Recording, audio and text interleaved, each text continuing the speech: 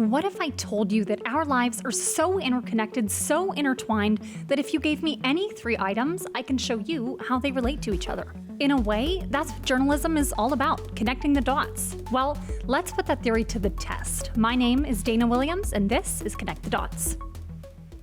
So how's this gonna work? We have 3 bowls here, each with slips of paper representing kind of different items. This bowl over here is events, this bowl in the middle is objects, and this last bowl right here is issues. I'm gonna pull 1 slip of paper from each bowl, and then the work begins. Let's see what I get. First bowl here is issues. I'll close my eyes. I really hope this is good. Student loans. This makes me think, obviously we're a big college town, San Diego. We have tons of schools here. It makes me think of all the expenses students have to deal with, not only education and tuition, but my God, books are so expensive. Everything's so expensive for students. So I feel pretty good about this one. Let's just hope the other 2 are also good. Right here we have objects. Okay, let me mix them around. Grocery bags. Okay, all right. Third and final one. Let's see what we get. Okay. Surfing. Okay, so we're in San Diego. Obviously, we have a huge surf community here. So I was selfishly kind of hoping that we'd get surfing. Surfing makes me think, obviously, of the coast. We have a ton of beaches here. It kind of feels like everybody you know here has a surfboard or is surfing. Okay, so we have surfing, grocery bags, and student loans. I'm not sure, first glance, how these 3 things might be connected. So I do think we have our work cut out for us, but those are our 3 and we're gonna get started. Student loans. It seems everyone has them, so I'm going to go out to Mission Beach, one of the many places where people surf here in San Diego, and talk to some people to find out just how much in student loans people actually have. Maybe since we're on the beach, they'll be able to connect us to surfing too. I said, hey, we're talking about student loans, and you instantly walked over. And said, ill gross. Here's my thing, I don't trouble myself with that. I know I gotta make the payments, you know. I already know I'm gonna be in tons of debt, especially me trying to take like the lawyer field. Oh, girl. About 30,000, I would say. A master's program through UC school is not cheap. There's like a car payment that you don't get to use the car. I could have got a Ferrari, like a fast one too, and I would have enjoyed it. Okay, a fast Ferrari. I looked it up for reference and found an older Ferrari for sale right here in San Diego. It is a used 2018 for $370,000. Oh my God, that is a lot more money than I thought it was gonna be. Okay, obviously the point here is that there's lots of debt. But now that I heard from people at the beach, what are the official numbers?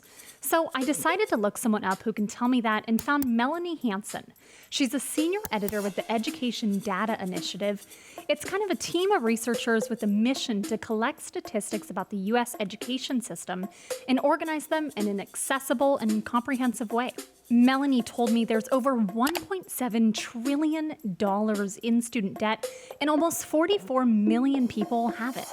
It actually takes the average person, the average indebted student borrower, about 20 years to pay off their debt. 20 years, 2 decades. That is a long time. But to be honest, I'm not that surprised, especially after hearing the amount of debt that some people have. Now, let's see if I can connect this with surfing. You'll never believe the connection that I think I just came across for student loans and surfing. So over the weekend while I was at work, I was kind of searching for how those 2 things could be connected. And I came across this guy. He actually made a YouTube video. He has a small business called Rock and Sea Garage Board Shop.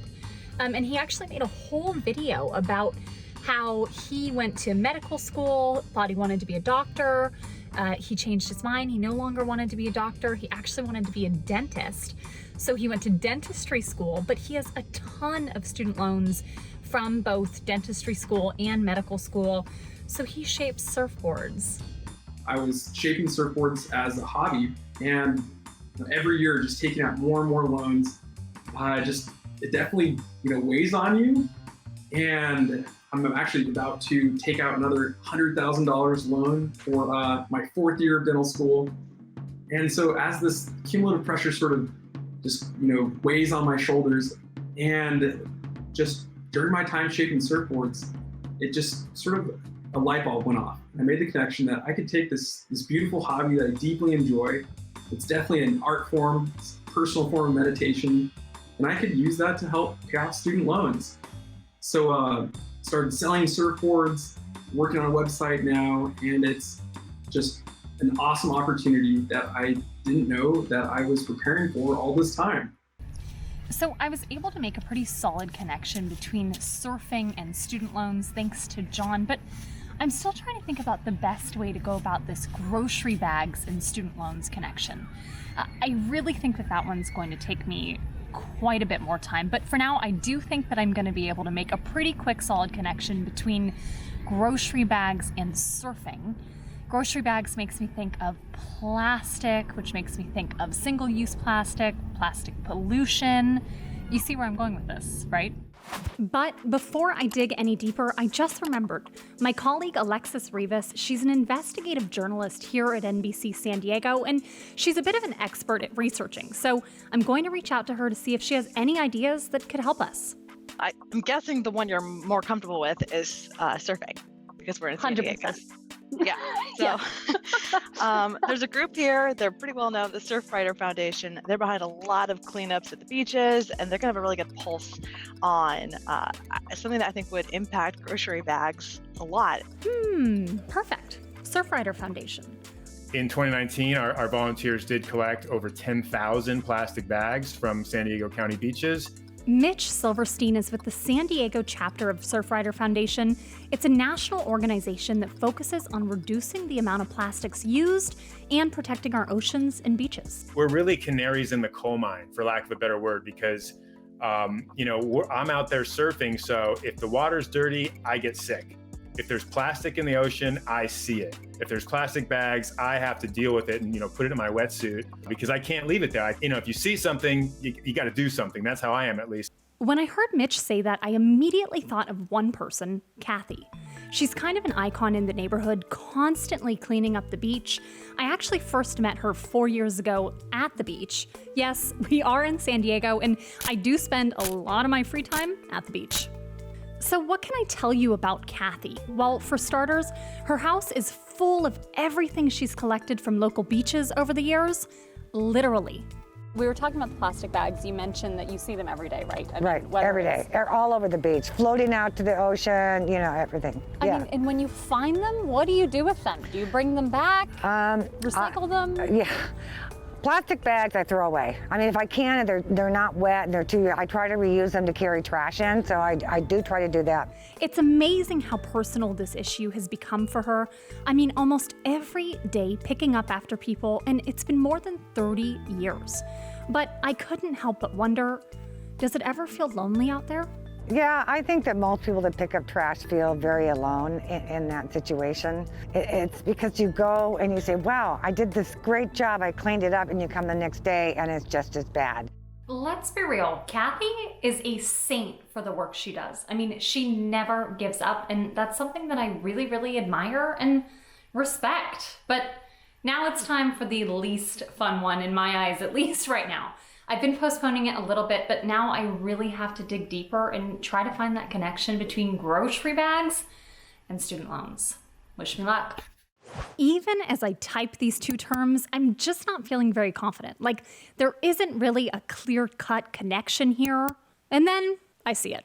I see this story about a guy who paid his student loan in cash, literally put his money in a grocery bag and walked over to the bank. I had outstanding student debt, like many people do. But unlike most people, I actually had the money where I could repay it if I wanted to. Now, I didn't want to. I wanted to use the money for investing and stuff like that. But I needed them to work with me to do some restructuring stuff, and they just weren't being forthright, and they just weren't using common sense. So I got frustrated. So I said, you know what? How about just give me the money, and I'll just pay it off. No more loan. Now, there were two different banks involved. So I went to the first bank, took the money, put it into a shopping bag, walked over, about 5-10 minutes, walked to the other bank, handed it in, paid it off. The one kind of regret that I have is, there really is a crisis with a lot of people have an insane amount of student loans. And what I should have done was use it as an opportunity to draw attention to, to that problem. Because for me, I got lucky. I had co-founded a software startup and, made a bunch of money. So I was able to, to pay it off. Didn't have to do it in such a silly way. But a lot of people aren't so lucky. And the numbers are just getting crazier and crazier. I mean, that was about a decade ago. But the numbers today are even worse. I mean, you hear about people with, enough to buy a house in student loans. And it's just terrible. He's also had a very successful career in business since, including working with a shark, from ABC's show Shark Tank, Mr. Wonderful himself, Kevin O'Leary. I'm fascinated by the thought of putting more than $100,000 in cash in a grocery bag and dropping that off in a bank to pay off all of his student debt. I still feel like those two connections could be stronger, so I'm gonna keep digging. I decided to start at the beginning with grocery bags and really deep dive into plastic bags and how they're made. Maybe there's something there. So I looked up someone who would know everything about plastic and found Dr. Nicholas Leadbeater. He's an associate professor in the chemistry department at UConn. Now, Dr. Leadbeater had a lot to say, but one thing he did mention really caught my ear. So anything like these sorts of plastics that are traditionally used in these bags come from oil. Oil, maybe that's our clue. Obviously, we've been seeing so many headlines lately about how the price of oil is reaching record highs.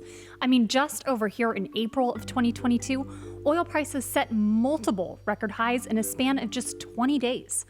So, could this rising price of oil have a link with the cost of higher education? I started looking up how oil prices could impact other things.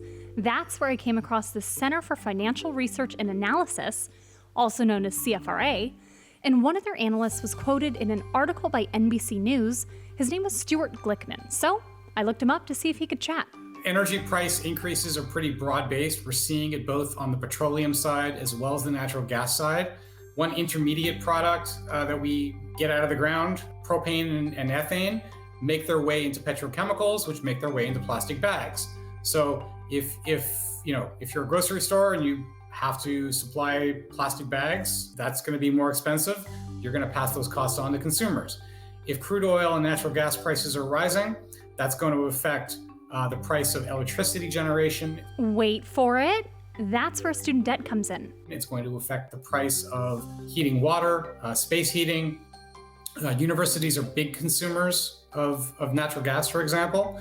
And so all of those costs are going to percolate down into a university's operating budget. If their operating budget gets stretched, they will probably push tuition prices up, and that will make its way into student loans.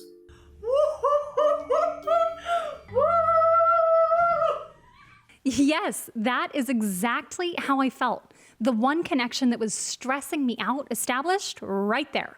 Wow, but I mean, it really did kind of make sense. In fact, after I told my producer about this connection, he shared with me this article. The headline says USC raises tuition 5% for 2022 to 23 school year. They said in a statement that their reasoning is both the magnitude of the financial impact of COVID-19 and persistent inflationary pressures facing our economy. So we reached out to see if this had anything to do with the cost of oil directly, and they sent us the same statement as in the article. So how do grocery bags, student loans, and surfing connect to one another? Well, John Hanna made my connection between surfing and student loans nice and easy when he told us that he actually shapes and sells surfboards to pay off massive student debt from not only medical school, but also dental school. Then we have surfing and grocery bags. Thanks to Mitch Silverstein and Kathy Ives, we were able to see how surfers often come across plastic on the beaches and in our oceans. This could be food wrappers, old beach toys, and you guessed it, plastic grocery bags too. Lastly, student loans and grocery bags. Alex Kenjeev was quite the find, paying off more than $100,000 in student debt in cash by walking into a bank in a grocery bag. But on a bigger scale, Dr. Nicholas Leadbeater explained to me that plastic grocery bags are actually made from oil, which kicked off my conversation with Stuart Glickman, who said the rising price of oil has an impact on operations for college campuses. Think things like the heating of dorms and powering their campus shuttles. And if the cost of those things go up, you bet tuition prices will too, and that drives up even more student debt. Well, those were the connections I made. What links can you find?